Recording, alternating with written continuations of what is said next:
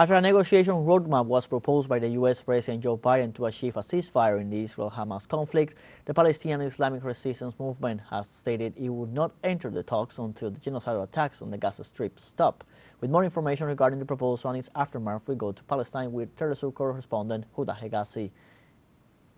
Hace 2 días, el presidente de los Estados Unidos, Joe Biden, salió. 2 days ago, the President of the United States, Joe Biden, held a press conference to announce a new proposal for negotiations between the Palestinian Islamic Resistance Movement Hamas and the Israeli entity, with the aim of carrying out a humanitarian truce and an exchange of hostages between these two entities.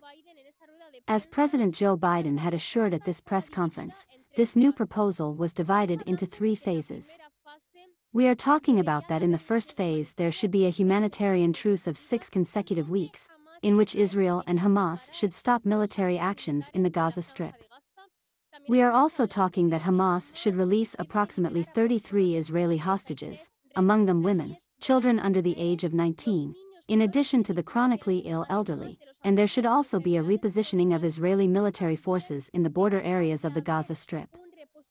In other words, there should be a withdrawal of the occupation forces in the residential areas inside the Strip, and also Israel should allow the entry of 600 trucks of humanitarian aid on a daily basis. After the end of this phase, we would proceed to the second phase.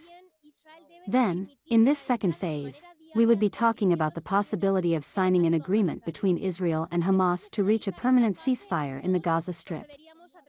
Also in this second phase we would be talking about the fact that Israel would no longer reposition itself in the border areas, but that there would be a complete withdrawal from the Gaza Strip.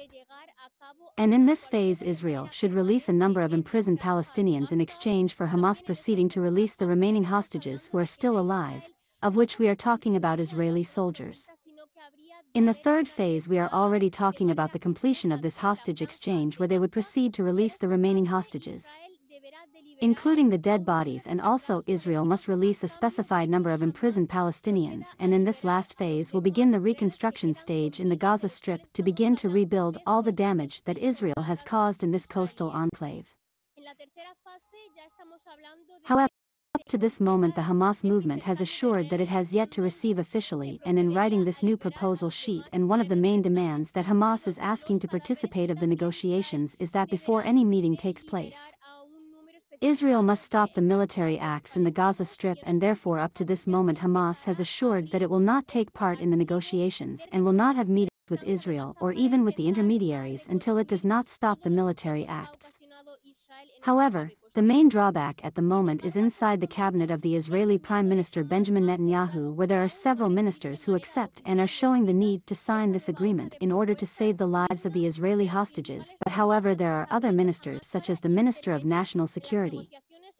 Itamar Ben-Gvir, as well as the Minister of Finance, Bezalel Smotrich, who are assuring that if Benjamin Netanyahu accepts this new proposal they will resign from the cabinet because they want to continue with the war until Israel manages to completely defeat Hamas, and therefore there are still several differences, and we don't know if this